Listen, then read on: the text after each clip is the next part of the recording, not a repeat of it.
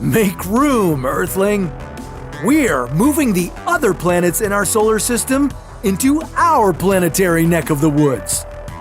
Would all the planets fit into this Goldilocks zone? What kinds of gravitational chaos would this cause? And does this mean life would exist on the other planets? This is What If, and here's what would happen if all the planets of the solar system were in the habitable zone.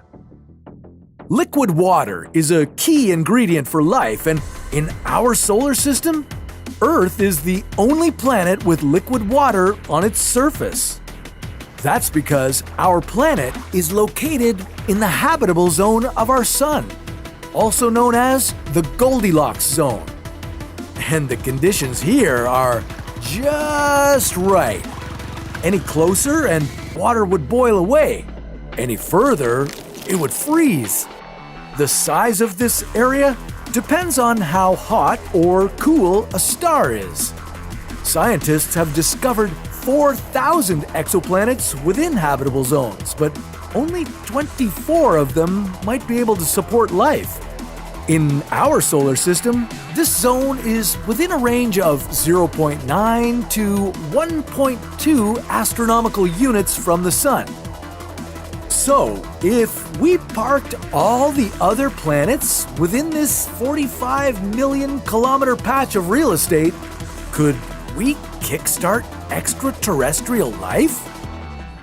Hey, I don't know about extraterrestrial life, but my life sure needs some changes this year.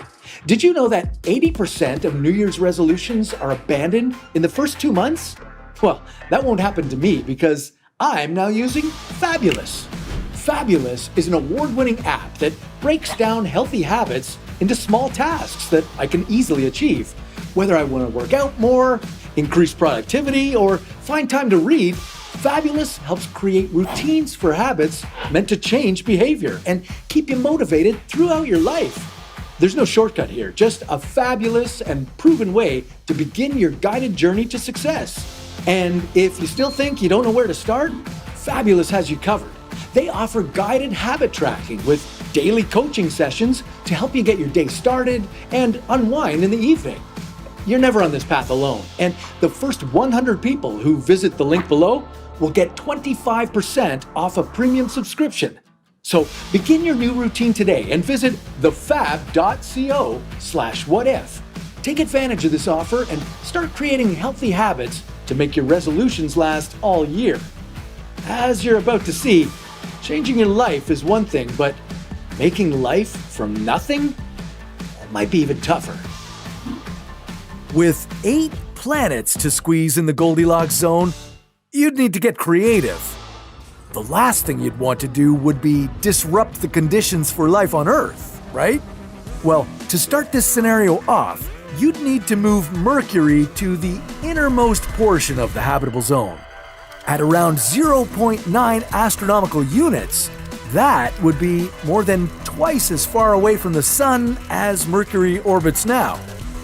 Not much would change on this rocky planet, except for a refreshing coolness after billions of years of scorching hot temperatures.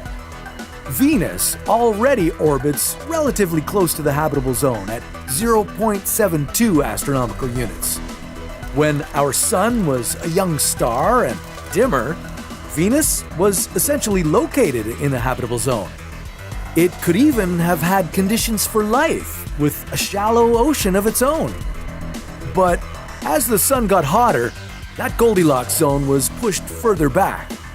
Temperatures increased and the oceans boiled away.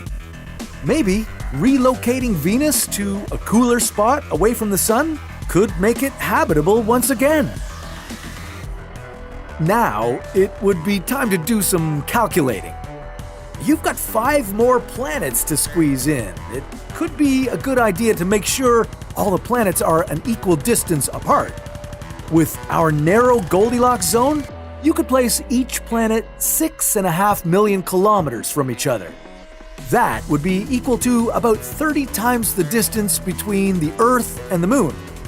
Moving us away from our current location would make this whole experiment a little less chaotic, but at about 0.97 astronomical units, things would get warmer here. Bad news for the climate crisis. Ignoring that for now, you'd move on to Mars. You'd be excited to see if this cold, rocky planet could have life. Well, sorry to say, it would still be barren. You see, liquid water isn't the only thing that life needs to thrive. Mars lacks a magnetic field. That means solar radiation would strip away the chances of it having an atmosphere. You'd still have to terraform it. You'd likely not see any life popping up on the remaining gaseous planets either. The gas giants, Jupiter and Saturn, have atmospheric pressures and temperatures far too intense for molecules like DNA to be stable. But you could probably take a cold dip on one of Jupiter's moons, Europa. Its new proximity to the Sun would allow its thick ice layer to melt. Feeling refreshed, you'd realize that the last planet in our solar system, Neptune, is now even closer to us than Mars is today. That means, in our new solar system arrangement, planet hopping would be a reasonable adventure. Even with current technology, you could travel between the planets in 90 days. And beyond the exploration, there are all kinds of resources you could extract from the other planets. You could get hydrogen fuel from Jupiter and Saturn to help us transition to a low-carbon future. You could mine cobalt from asteroids. This would be important to developing renewable energy systems. But this new solar system would be a little unstable, to say the least, especially with a massive planet like Jupiter so close to us.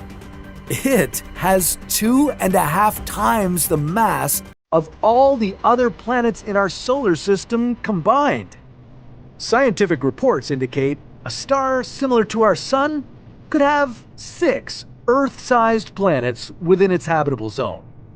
With Jupiter, gravitational stability would be all out of whack, and all these imbalances could result in the planets or moons getting ejected from orbit or reshuffled completely. Maybe you'd end up with a messy new order of planets, and life on Earth facing extinction. But that's a story for another What If.